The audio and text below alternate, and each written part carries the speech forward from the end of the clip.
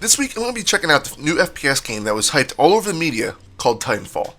Now, I have to throw my I don't review games based on online features restriction out of the window, because there is no offline mode in this game.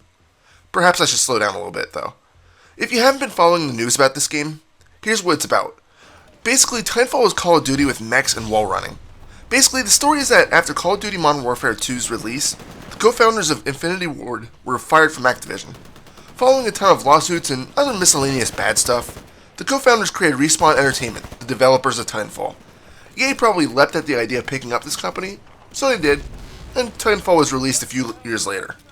Now, Titanfall pretty obviously runs on the Call of Duty engine. Everything from your character layouts to the experience games are very similar to its forefather, but don't think that this game is just an exact clone of Call of Duty. Basically, there's enough new stuff added to keep your interest fresh. I would talk about the actual story of the game, but sadly I say it's one of the main pain points of the game. The story, at least in my opinion, is non-existent. Being that the game is online multiplayer only, it's hard to have a true campaign. Instead, in Titanfall, you get access to 9 missions where it's literally just a deathmatch or hardpoint domination style game on a set map. Whether you win or lose, you unlock the next mission. The only thing that differentiates the campaign from the classic modes is the fact that there's NPC characters talking in the background about the supposed storyline. Once you complete all 9 missions with one faction, you switch to the other one and complete that one as well. Completing the campaign will unlock a Titan chassis, depending on which side you completed. After completing the campaign once on each side, I'd say it's pretty pointless to play it again. You might be thinking, well, that sucks, why is there a total absence of a single player campaign? Well, when you think of it, can you really blame them? First, I know most people complain about the lack of depth on the single player game in the latest Call of Duty games. So Respawn Entertainment may have thought, well, fuck that. Why bother with the single player mode when we can wholly focus on a main piece of the game? I think it's actually a pretty good idea. Second, the more I think of it, the more I can say that I don't know how well a single player game may have done. The game is focused on huge maps, so I'm thinking a single player story mode might not have been able to flesh out as well as we'd expect from a game like this. So this brings us to the meat of the game, Classic Mode. Basically, this is probably what you'd be playing most. The most consists of a team deathmatch called Attrition, hardpoint domination, capture a flag, last time standing, and a mode similar to Attrition but where only pilot kills count. Speaking of pilot kills, let's talk about the actual gameplay. I've already mentioned that it's similar to the Call of Duty games, but here's the difference. There's bots on each team. These bots, called minions in game, can be killed for points and a bit of experience. There's also 2 types of minions, grunts and specters. Grunts are your fellow human soldiers, and they're typically working as a team on the battlefield. Specters, on the other hand, are the robot special forces that are able to tank a few more shots than their human counterparts. You can also get in close to specters and hack them, so you have to work on your team, but it does leave you vulnerable for a short time. Thankfully, the minions cannot call or use titans, so they're pretty much cannon fodder. Yes, it's a bit embarrassing to die to one, but it will happen. The best part about the minions is that if you suck at the game, like me, it makes you feel a bit better about yourself because although they don't give you as many points, they still attribute to the overall score in attrition, which is what I normally play. What can I say? I'm a deathmatch guy. Along with the minions and the obvious opposing pilots, you got the main beast of the game, the Titans. In order to call a Titan, you need to wait until the timer is up. In order to speed this up a bit, you kill enemies. Killing pilots will speed it up faster than just killing minions, but either will work. Once your Titan is ready, you can summon it by pressing V. 5 seconds later, your Titan smashes into the ground, killing any enemies near it. From here, you have 2 different options. You can choose to ride inside the Titan and control it, or you can let it go into the AI mode. If you choose AI mode, you can allow the Titan to follow you around or to stand in place in guard mode. Controlling a Titan is actually pretty simple. Just like your human counterpart, it has a few different options available to attack. You have its main gun, which can kill pilots in only a few hits. You have a secondary piece of ordnance, which is usually some form of missile. There's also a defensive option available. As for the durability of a Titan, naturally, they're pretty stable. It has both a health and a shield meter. The shield respawns, but health does not. Once the health is gone, the Titan is considered doomed, and if you don't eject, you'll die in the explosion. Ejecting is fun all in itself, because you can get some fairly hellacious airtime and be able to land on top of an enemy Titan. There's also a form of fatality you can do with Titans.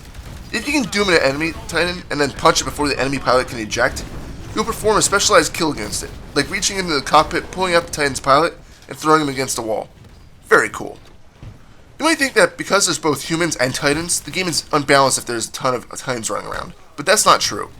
Yes, Titans can kill you very quickly if you're not careful, but remember that your Titan is always either available or charging. Also, each pilot has an anti-Titan weapon, which normally consists of some heavy-duty firepower. Granted, they still don't do as much damage as the Titan weapons do themselves, but if you're not able to get to a Titan, you'll have to make it work. Second, Titans have a severe weakness. If you can hop on top of an enemy Titan, which is considered doing a rodeo, you rip off a panel of the Titan. You then use the regular firearm to shoot the circuitry, bypassing the Titan's shield and doing direct health damage. I actually found that I'm pretty good at this, so I kill more Titans using this method than shooting them. Of course, this is a risky method too. You're a sitting duck when shooting it, so the opposing team can easily shoot you off. Plus, a Titan's smoke ability can kill you quickly if you don't bail. I still take those chances though. So I mentioned weapons, so let me point out that this is the other main complaint I have about the game. Overall, there's only about a dozen primary weapons, 4 anti-Titan weapons, and 4 sidearms. Even the perks, one of what I would consider Call of Duty's main differentiating points to be, are very limited to about 12 total. This is a bit disappointing. I'm hoping they eventually add some more content in, but until then, we'll have to make the arsenal work. This isn't to say that the weapons suck, because most of them don't. There's one other thing that's new to the game. Burn cards. Basically, these are like little Magic the Gathering style cards that give you a serious edge in battle. They are earned for doing various things and completing certain challenges, but you can only carry up to 3 into battle and only about 26 maximum. You also can't re-equip them in-game. So what are these burn cards?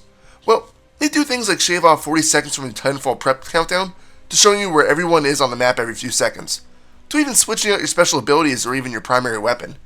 The catch is that these cards only last for 1 life, so if you die before being able to capitalize on the card you used, you're shit out of luck. On the other hand, if you use something like the double XP and go on a complete rampage, you're obviously taking easy advantage of it. These cards are a risk, but the worst that happens is that you lose the card without any real use of it. Don't fret too much, you'll definitely have no problem getting an abundance of the cards. And I'm finding myself often discarding the ones I know I won't use. Being that the game is strictly online, you might be asking about the map quality. Well, the maps are simply gigantic. They don't feel too big, even though the teams are restricted to 6 human players per side. Since there's always minions running around and dropping in from space, you'll always be able to find someone to kill. However, on the other hand, you might have occasional problems finding human pilots. It's usually not too bad though. But back to the maps. As I said, they're huge, and most of them will contain a futuristic sci-fi urban setting.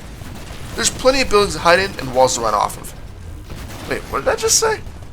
Wall running? That's right. That's more of the fun this game contains. In addition to the double jump, you're able to approach a wall, jump at it, and run across it. When you get good at it, you might be able to scale some larger buildings just by running up the walls, double jumping, and then running along the wall again. You may want to get good at it because doing this also makes you harder to hit, which is always a plus in a game like this. One final thing I should point out. Even if you do manage to lose a match, you have one final objective that may make you feel a little bit better if you succeed. Basically, when a team loses, a jump ship is called in to evacuate the losers.